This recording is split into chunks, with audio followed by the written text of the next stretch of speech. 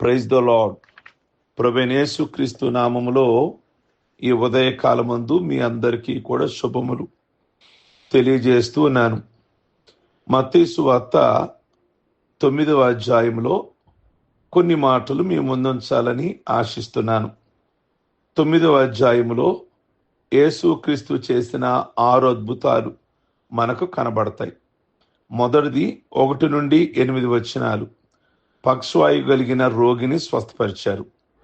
18వ వచనం నుండి 25వ వచనం వరకు 2 కార్యాలు చూస్తాం అక్కడ. ఒకటి, రక్తస్రావం కలిగిన రోగిని స్వస్థపరిచారు. రెండోది, పాలనా అధికారి అంటే యాయీరు వారి కుమార్తెను, చనిపోయిన బిడ్డను బ్రతికించారు. అలాగే 27వ వచనం నుండి 31వ వచనం వరకు 2 గ్రుడ్డి వారికి చూపు ప్రసాదించారు. 32వ వచనము 33వ వచనము మోగదయ్యాన్ని వెళ్ళగొట్టారు. అయితే ఈరోజు మనము 9వ అధ్యాయము 9వ వచనం నుండి 13వ వచనం వరకు అక్కడ ఒక భాగం రాయబడి ఉన్నది. యేసుక్రీస్తు చేసిన 6 అద్భుతాలు మిగతాది 5 అద్భుతాల కన్నా భిన్నమైనది, శ్రేష్టమైనది. ఎందుకంటారా? ఈ 5 అద్భుతాలు శరీరానికి చెందినవి. ఈ 6 అద్భుతము మనసుకు చెందినది. యేసు ప్రభు తాను పలికిన మాట ఏమిటో తెలుసా?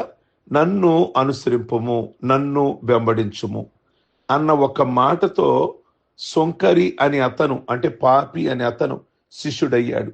పాపాత్ముడు పుణ్యాత్ముడయ్యాడు. మత్తయ్య గారు మనసు బాగుపడడం అనేది శరీరము బాగుపడడం కన్నా ఎన్నో రెట్లు గొప్ప, శ్రేష్టమైనది అని చూపించుటకు 9వ అధ్యాయంలోనే తాను మారు మనసు పొంది యేసుని వెంబడించిన వృత్తాంతం అక్కడ వ్రాయబడి ఉన్నది.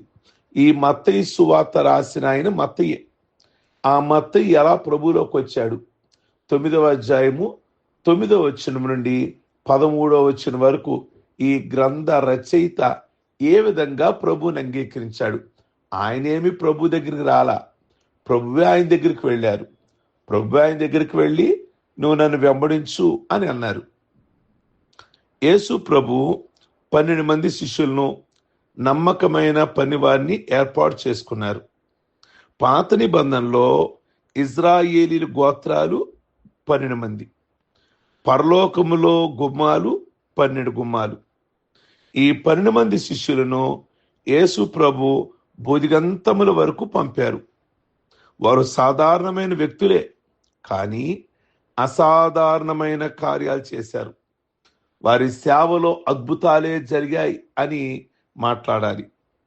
ఇంతకీ ఈ మత్తయి ఎవరు?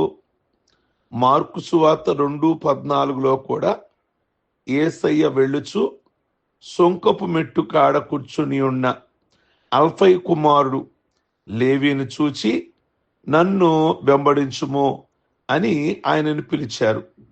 అతడు వెంటనే లేచి యేసయ్యని అనుసరించాడు. ఆ రోజుల్లో యూదులకి 2 పేర్లు ఉండేవి. హిబ్రూ పేరుండేది, సేమ్ టైంలో గ్రీకు పేరు కూడా ఉండేది. లేవి అనేది బహుశా మత్తయికున్న గ్రీకు పేరు అని చెప్పవచ్చు. పాత నిబంధనలో లేవి అనే పేరు లేవీల తెగ మనకు కనిపిస్తూ ఉంటుంది. 12 గోత్రాలలో లేవీలు అనేది ఒక గోత్రం. ఆ లేవీల గోత్రం లేవి అనే ఆయన ఎవరికి పుట్టాడు అంటే ప్రియ దేవుని బిడ్డలారా, మరి లేయాకి పుట్టినట్లుగా మనం అక్కడ గమనిస్తాము. అయితే ఇక్కడ ఈ విషయాన్ని మనం గమనిస్తే మత్తయి చాలా దీనత్వం కలిగిన వాడు. ఇతడు, ఈ మత్తయి అంటే దేవుని వరము అని అర్థం. మత్తయి అంటే దేవుని వరం అని అర్థం. మిగతా శిష్యుల కంటే విద్యలోను, గణిత శాస్త్రములోను చాలా గొప్పవాడు మత్తయి. హిబ్రూ, అరామికు, గ్రీకు, లాటిన్ భాషలొచ్చు ఈ మత్తయికి. తన సువార్తను మొదట హిబ్రూ భాషలో రాశాడు ఈ మత్తయి. ఎందుకంటే మొదట తాను యూదుల మధ్యలో 15 సంవత్సరాలు సేవ చేశాడు. ఆ తర్వాత గ్రీకు భాషలోనికి తర్జుమా చేశాడు. యేసు ప్రభు వారు జీవించిన కాలంలో రోమా ప్రభుత్వం యూదుల వద్ద అనేక రకములైన పన్నులు వసూలు చేస్తూ ఉండేవాళ్ళు. రోమీలు నేల మార్గం పన్ను, సముద్ర మార్గంపై వచ్చే పన్ను, వస్తువులపై సొంక పన్నులు విధించేవాళ్ళు. ఈయన రోమా ప్రభుత్వంలో వారి తరపున జాబ్ చేస్తూ ఉండేవాడు మత్తయి. సొంకపు గుత్తదారుడు రోమా ప్రభుత్వంలో పనిచేస్తుండేవాడు గనక యూదులు వీళ్ళని పాపులుగాను కొలద్రోహులుగాను పరిగణించేవాళ్ళు. మనవాడయుండి వాడి కింద జాబ్ చేస్తున్నావరా, నువ్వు పాపివి అనేవాళ్ళు. మత్తయి మరి రోమీల కిందే జాబ్ చేశాడు. ప్రియ దేవుని బిడ్డలారా, మత్తయి తన సువార్తలో తనను గురించి యేసయ్య తను పిలిచిన సంఘటన తప్ప ఇంకా ఏమీ రాయల. గొప్ప విషయం ఒక్కటి రాయల. అర్థమైంది మీకు? మత్తయి సువార్తలో ఆయనే కదా రాసుకుంది ఆ గ్రంథాన్ని, ఆ పుస్తకాన్ని, ఆ రచయిత ఆయనే కదా. ఒక్క గొప్ప విషయం కూడా తనను గురించి తాను రాసుకోలేదు. ఏదన్నా రాయాల్సి వస్తే యేసయ్య నన్ను పిలిచాడు అని 9వ అధ్యాయం 9వ వచనంలో తప్ప చాలా దీనత్వం కలిగిన వాడు అని చెప్పాలి. శిష్యుల పేరు రాసేటప్పుడు కూడా తాను వ్రాసిన సువార్తలో తన పేరు 7వదిగా రాసుకున్నాడు. మత్తయి సువార్త 10వ అధ్యాయము 2-4 వచనాలు అదే ఆయన రాసుకున్నాడు కదా. మత్తయి సువార్త ఫస్ట్ ఎవరి పేరు పెట్టుకుంటారు? మీరైతే మీ పేరు పెడతారు కదా.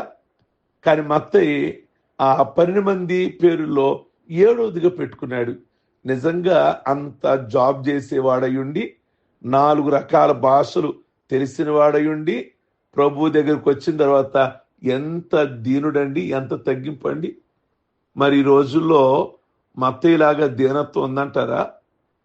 లేనిది ఉందని చెప్పుకునే రోజుల్లో ఉన్నది కూడా లేదు అన్నట్లుగా తగ్గించుకునేవాడు మత్తయి. ప్రియ దేవుని బిడ్డలారా, మరి మత్తయి పరిచర్య గమనిస్తే ఆయన పారసీక, ఇథియోపియా ప్రాంతాల్లో సేవ చేశాడు.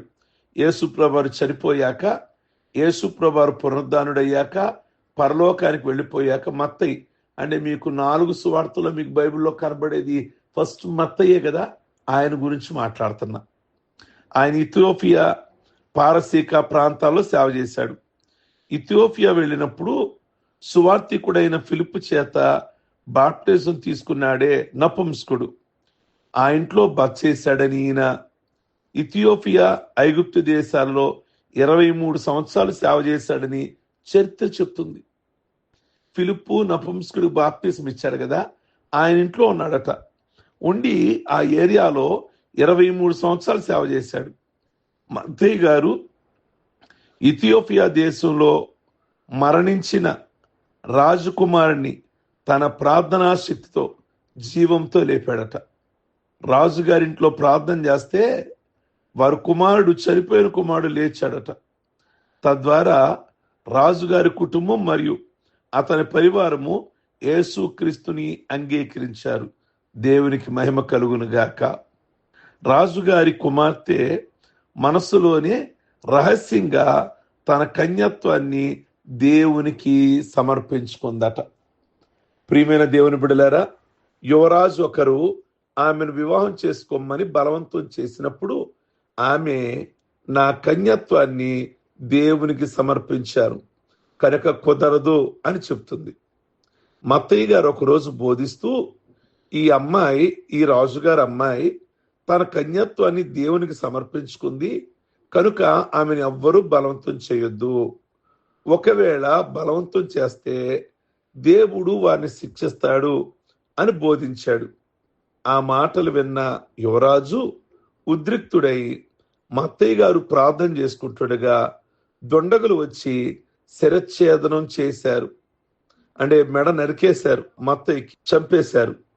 అప్పటికి రాజకుమార్తె వివాహానికి ఒప్పుకోకపోయేసరికి ఆ రాజు చాలా కోపావేశుడై యువరాజు రాజకుమార్తె ఉండి ఇంటిని తగలబెట్టమని ఆజ్ఞ ఇచ్చాడు. ఆ రాజకుమారి నివాసం ఉంటున్న బంగ్లా తగలబడుతుండగా మత్తయి గారట అద్భుత విధముగా దర్శనమిచ్చి ఆ మంటలను ఆర్పి రాజకుమార్తెను మరియు ఇతరుల్ని రక్షించాడట. అని చరిత్ర తెలియజేస్తుంది. మత్తయి గారిని చంపిన యువరాజు తరువాత రోజుల్లో కుష్టి వ్యాధితో బాధపడి మరణించాడు అని తెలియజేస్తుంది. ప్రియ దేవుని బిడలారా, కనుక నిజంగా ఆ మత్తయ్య గారి సేవ అమోఘం కదా. ఎంత దీనుడండి, అతను అంత చక్కటి జాబ్ వదులుకొని దేవుని పరిచయలోకి వచ్చి దేవుని సేవ చేస్తూ 23 సంవత్సరాలు ఎక్కడ మత్తయి స్వార్థలో తన పేరు రాసుకోలేదు కదా. రెండోది తన పేరు రాసుకున్న 7వదిగా రాసుకున్నాడు కదా. మరి ఈ కాలంలో మత్తయిని అవలంబించాల్సిన విషయం సంఘాలలో సంఘ విశ్వాసులకి సంఘ కాపర్లకి అవసరం కదా. మత్తయి యొక్క దీనత్వం ప్రతి ఒక్కరికి. చేసేది తక్కువ అవుతుంది, చెప్పుకునేది ఎక్కువ అవుతుంది కదా. ప్రియ దేవుని బిడ్డలారా, చేసింది ఎక్కువ. మత్తయి తను ఎక్కడా కూడా చెప్పుకోవడానికి ఇష్టపడలేదు. కనుక మత్తయి యొక్క మార్గంలో మనమందరం కూడా నడవడానికి ఇష్టపడదాం. ప్రభు కొరకే హతసాక్షి అయిపోయాడు మత్తయి. ప్రార్థించుకుందాం. సర్వశక్తి కలిగిన తండ్రి, ఈ ఉదయ కాలమును బట్టి మీకు స్తోత్రాలు. మత్తయి గురించి కొద్ది మాటలు మీరు ఈ ఉదయ కాలమును మాట్లాడారు. అలాంటి దీనత్వం, అలాంటి తగ్గింపు మీరు మాకు ప్రసాదించమని ప్రార్థన చేస్తున్నాం. మీ కొందనాలు, స్తోత్రాలు. ఈ ఉదయ కాలమందు ఎవరైతే అయ్యా పెళ్లి రోజులు, పుట్టినరోజులు, రక్షణ పొందిన రోజులు చేసుకుంటూ ఉన్నారో వారందరినీ బహుగా దీవించి బహుగా ఆశీర్వదించి ప్రతి విధమైన మేలు, దీవిన, ఆశీర్వాదం దయచేసి ఇలాంటి పుట్టినరోజులు అనేకమైనవి చేసుకోవడానికి కృప దయచేయమని ప్రార్థన చేస్తున్నాం. సర్వశక్తి కలిగిన తండ్రి, మీ కొందనాలు. ఏ కుటుంబంలో ఏ ఇరుకులు, ఏ ఇబ్బందులు, ఏ ఎక్కట్లు ఉన్నాయో ప్రతి సమస్య అన్నీ కూడా విడిపించి మీరు గొప్ప కార్యాలు జరిగించి మీ నామమునికే మహిమ తెచ్చుకోమని యేసు నామములో అడుగుచున్నాం తండ్రి. ఆమేన్. God bless you. ప్రభు మిమ్మల్ని దీవించును గాక.